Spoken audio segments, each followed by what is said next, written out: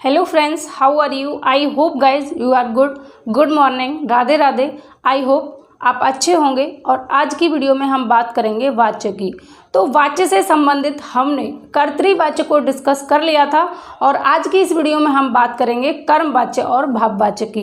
कर्मवाच्य क्या होते हैं और भाववाच्य क्या होते हैं. इसके अलावा मैंने आपको बताया था कि वाच्य का मतलब पहले हमें पता होना चाहिए. जैसे एग्जाम्पल मैंने दिया था कि जैसे ये मार्कर है तो हमें ये पता होना चाहिए कि सबसे पहले ये पता होना चाहिए ये क्या है, मार्कर है. फिर इसका हमें अर्थ पता होना चाहिए, इसके बारे में पता होना चाहिए कि इससे हम क्या करते हैं, ये क्यों बनाया गया है.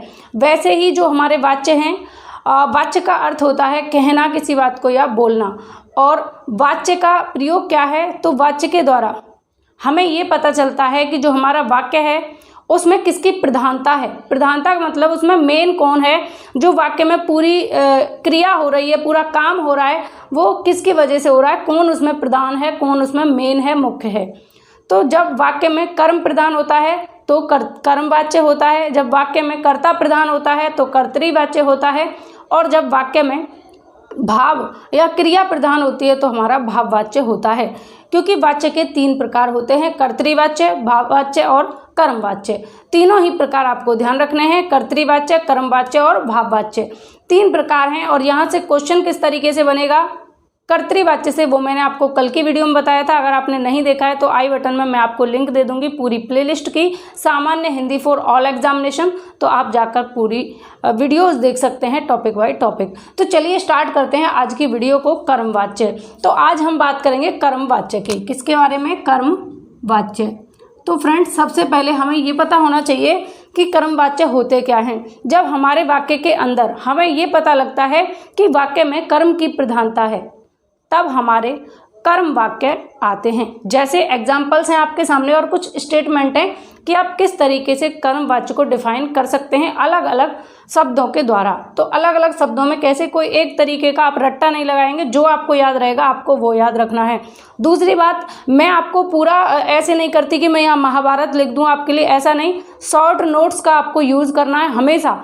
ऐसे मतलब कि जो पूरी लाइन कही गई है उसमें से निचोड़ आपको निकालना है कि इस लाइन का मतलब क्या है और वो अपने माइंड में सेट करना है. उसी तरीके से मैंने आपके लिए डेटा लिखा है, आपको ज़्यादा रट्टा लगाने की कोई ज़रूरत नहीं है. कर्मवाच्य. कर्मवाच्य में क्या होता है कि वाक्य में जब कर्म की प्रधानता होती है, पहला पॉइंट जो मैंने अभी आपको बताया, केवल सकर्मक क्रिया का प्रयोग किया जाता है. केवल सकर्मक क्रिया का प्रयोग किया जाता है, तब कौन सा वाक्य होगा हमारा? कर्मवाच्य. जबकि हमने क्या देखा था, कर्तृवाच्य में सकर्मक और अकर्मक दोनों क्रियाओं का प्रयोग हो रहा था. ये पॉइंट भी आपसे पूछा जा सकता है कि केवल सकर्मक क्रिया का प्रयोग किस वाच्य के अंतर्गत होता है. तो ध्यान रखना है, सकर्मक मतलब जिसमें कर्म होगा और कर्म का मतलब कर्मवाच्य. ठीक है. थर्ड पॉइंट है क्रिया का लिंग वचन पुरुष कर्म के अनुसार. अब हमें जब पता है कि जब हमारे वाक्य के अंदर कर्म प्रधान है तो लिंग वचन पुरुष जो होगा वो किसके अनुसार होगा? कर्म के अनुसार होगा, क्योंकि कर्म वाच्य है. ठीक. उसके बाद फोर्थ पॉइंट है कर्ता के साथ के द्वारा कारक चिन्ह का प्रयोग होता है. तो कर्ता के साथ में के द्वारा या को कारक चिन्ह लगाया जाता है. जैसे मैं आपसे कहूँ कि मैंने आपको पाठ पढ़ाया, या मैं ये कहूँ कि मेरे द्वारा पाठ पढ़ाया गया, मेरे द्वारा आपके लिए पाठ पढ़ाया गया, तो मेरे द्वारा. या मैं ये कहूँ कि मार्कर के द्वारा लिखा गया, तो इसमें इस वाक्य में कौन सा वाच्य होगा? तो कर्मवाच्य हो जाएगा. ठीक है. आगे बढ़ते हैं और हम कुछ एग्जाम्पल्स यहाँ पर देख लेते हैं. तो एग्जाम्पल्स हैं आपके सामने. राम ने पुस्तक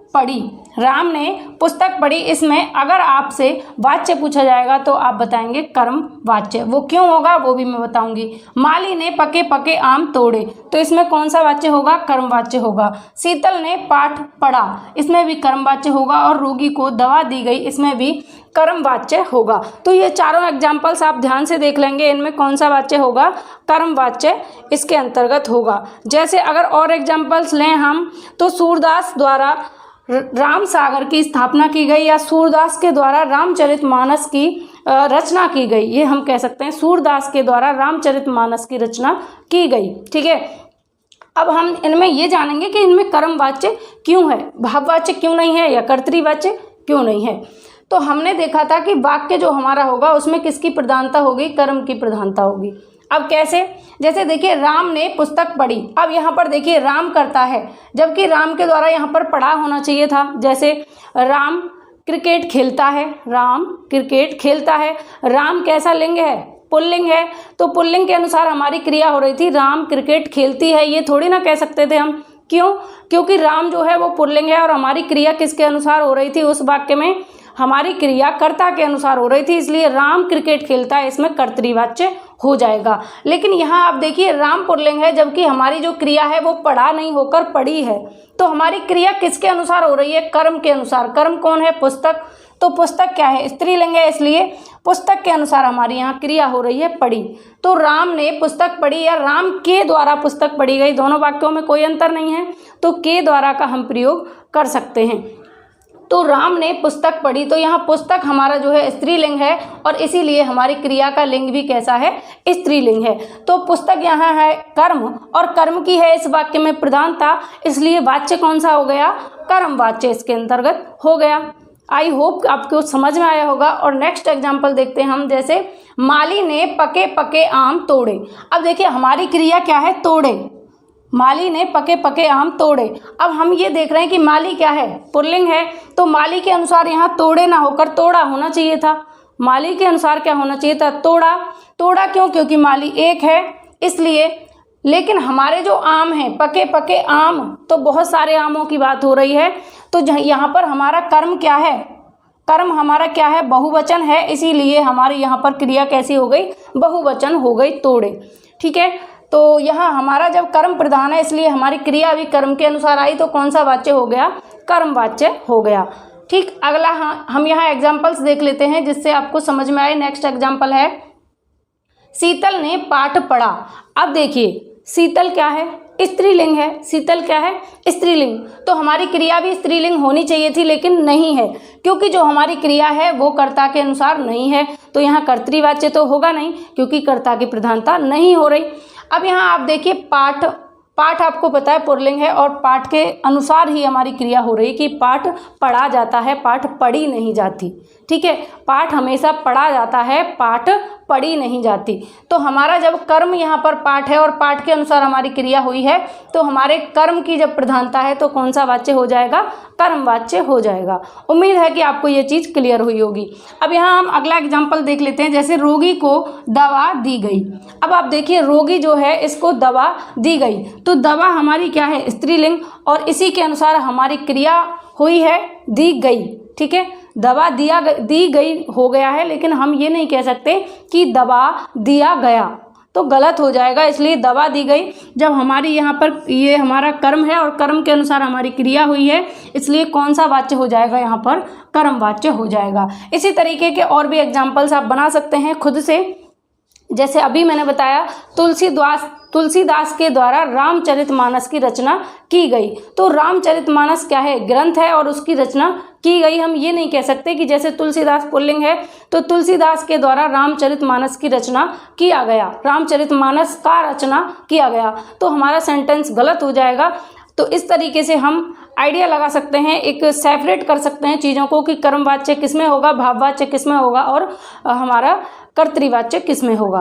तो आपको कर्मवाच्य समझ में आया होगा कि किस तरीके से हम इसको एलिमिनेट करेंगे, अलग करेंगे कर्तृवाच्य से। जहाँ पर कर्ता की प्रधानता जो हमारी क्रिया है वो कर्ता के अनुसार हो रही है तो हमारा कर्तृवाच्य होगा। जब हमारे कार्य करने की क्रिया का सीधा सीधा प्रभाव किस पर पड़ रहा है, कर्ता पर पड़ रहा है, तो हमारा कौन सा वाच्य हो जाएगा, कर्तृवाच्य हो जाएगा।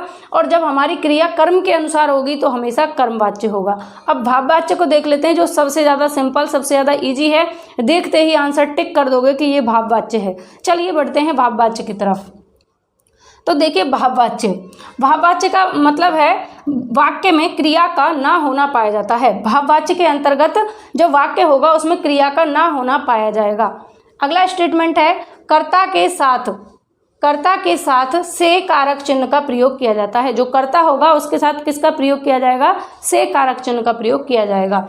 कर्ता कर्म की उपस्थिति के बाद भी क्रिया की प्रधानता, कर्ता और कर्म दोनों ही उपस्थित रहेंगे वाक्य के अंदर, लेकिन प्रधानता किसकी होगी, क्रिया की प्रधानता होगी। जब वाक्य के अंदर क्रिया या भाव में से किसी एक की प्रधानता होगी तो हमेशा भाववाच्य हो जाएगा। अगली स्टेटमेंट फोर्थ, वाक्य में निषेधात्मक शब्द ना, नहीं, मत आदि का प्रयोग। जो हमारा वाक्य होगा उसके अंदर ना होगा प्रयोग, या नहीं होगा, या मत होगा, इस तरीके का नकारात्मक या निषेधात्मक शब्द आपके सामने प्रयोग किया जाएगा। तो वहाँ कौन सा होगा? भाववाच्य हो जाएगा। Very simple, very easy. तो आपको ये ट्रिक मिल गई कि ये शब्द प्रयोग होंगे, ना, नहीं, मत आदि का प्रयोग किया जाएगा। जैसे मुझसे दूध पिया नहीं जाता, तो नहीं का प्रयोग किया गया, मुझसे दूध पिया नहीं जाता, तुमसे रोया नहीं जाता, हमसे पढ़ा नहीं जाता, आपसे बैठा नहीं जाता, मुझसे उठा नहीं जाता, तुमसे खाया नहीं जाता। इस तरीके के यहाँ आपके सामने वाक्य होंगे। जैसे दूध पिया नहीं जाता, ठीक है, रोया नहीं जाता, या मुझसे रोया नहीं जाता। तो इस तरीके के वाक्य आपके सामने होंगे, तो आप इजीली भाववाच्य को निकाल लेंगे। और ये चारों स्टेटमेंट आपके सामने हैं कि कर्ता और कर्म दोनों होंगे। ये क्वेश्चन यहाँ से बन सकता है, इसलिए स्टेटमेंट को ध्यान रखना है। जैसे क्वेश्चन बन जाए, कर्ता और कर्म दोनों की उपस्थिति होने के बाद भी कौन सी जो हमारी क्रिया होगी उसकी प्रधानता होगी। कर्ता और कर्म दोनों उपस्थित रहेंगे, लेकिन प्रधानता किसकी होगी? क्रिया की या भाव की। तो कौन सा वाच्य होगा? भाववाच्य होगा। जैसे कर्ता के साथ से कारक चिन्ह का प्रयोग किस वाच्य में किया जाता है? तो भाववाच्य में किया जाता है। वाक्य में क्रिया का ना होना किस वाच्य के अंतर्गत आता है? तो भाववाच्य के अंतर्गत आता है। वैसे ही वाक्य में निषेधात्मक शब्दों का प्रयोग किस वाच्य के अंतर्गत किया जाता है? तो भाववाच्य के अंतर्गत किया जाता है। और ऐसे वाक्य देकर अगर आपसे सिंपली पूछा जाएगा तो आप इजीली कर देंगे, क्योंकि ना, नहीं, मत शब्दों का प्रयोग किया गया है। ठीक है। अगर यहाँ कर्मवाच्य से आपसे क्वेश्चन बने कि वाक्य में कर्म की प्रधानता किस वाच्य के अंतर्गत होती है? तो कर्मवाच्य के अंतर्गत होती है। केवल सकर्मक क्रिया का प्रयोग किस वाच्य के अंतर्गत किया जाता है? तो कर्मवाच्य के अंतर्गत किया जाता है। क्रिया का लिंग वचन पुरुष जो है वो कर्म के अनुसार निर्धारित होगा, ये किस वाच्य के अंतर्गत आएगा? तो कर्मवाच्य के अंतर्गत आएगा। और कर्ता के साथ, कर्ता जो होगा उसके साथ में के द्वारा कारक चिन्ह का प्रयोग किस वाच्य में किया जाता है? तो कर्मवाच्य में किया जाता है। तो सारी जो भी यहाँ पर डेटा लिखा हुआ है ये समझिए निचोड़ है। जो बहुत सारा डेटा आप पढ़ेंगे किसी एक बुक से, उस सब का निचोड़ मैं आपके लिए बहुत चंद शब्दों में लेकर आई हूँ। अगर आपको वीडियो पसंद आई हो तो वीडियो को लाइक जरूर करें और अपने दोस्तों के साथ में शेयर करें। चैनल पहली बार देख रहे हैं तो सब्सक्राइब कर लीजिए, और लिंक मैं आपको आई बटन में दे दूंगी इस पूरी प्लेलिस्ट की। जो हिंदी मैंने अब तक पढ़ाया है उसकी पूरी लिस्ट आपको मिल जाएगी, तो वहां पर जाकर पूरी वीडियोज को देखिए, क्योंकि एक वीडियो देखने से आपको चीजें क्लियर नहीं होती। जैसे अब ये आपके सामने आधा टुकड़ा है, ये समझिए, क्योंकि इससे पहले हम कर्तृवाच्य को इससे पहली वीडियो में डिस्कस कर चुके हैं। तो जब हम शुरू से देखते हैं कोई भी चीज़ तभी हमें अच्छे से समझ में आती है। अगर आप बीच में से देख रहे हैं तो आपके समझ में पूरी चीज़ें नहीं आने वाली, इसलिए पिछली वीडियो को देखिए और तब इसको देखिए, तब आपको बेहतर समझ में आएगा। तो चलिए मिलते हैं अगली वीडियो में। और डेली क्विज के लिए आप हमारे टेलीग्राम चैनल को ज्वाइन कर लीजिए, लिंक आपको मिल जाएगी नीचे। मैं आपको SMS जो होगा कमेंट पिन कर दूंगी, तो उसको आप देखकर हमारे चैनल से जुड़ सकते हैं, जहां पर आपको डेली क्विज कराई जाती है। तो चलिए मिलते हैं अगली वीडियो में। आप अपना ख्याल रखें, घर पर रहें, सुरक्षित रहें। Take care, bye bye, Radhe Radhe.